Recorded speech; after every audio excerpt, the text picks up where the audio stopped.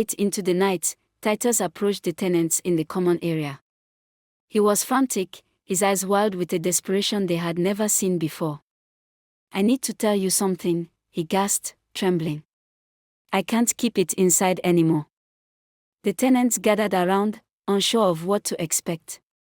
Titus looked at each of them, his voice shaking as he spoke. "It was me," he whispered. "I'm the reason for all of this." The room fell silent. Sarah's heart began to race. She could hardly breathe.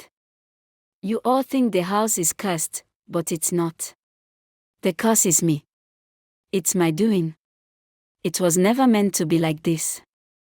Titus took a deep breath and continued. "I wasn't always like this. I was a successful man. I had everything. But then, one day, everything changed." Titus's life had always been marked by ambition. He was a businessman in his youth, wealthy and well-respected.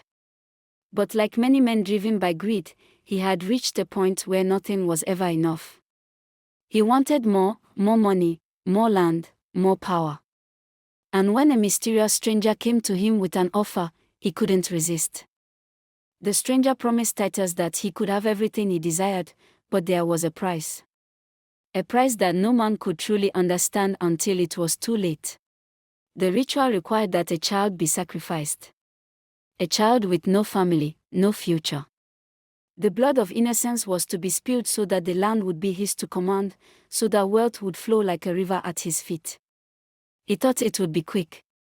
He thought it would be easy. The child chosen was his daughter, Lily.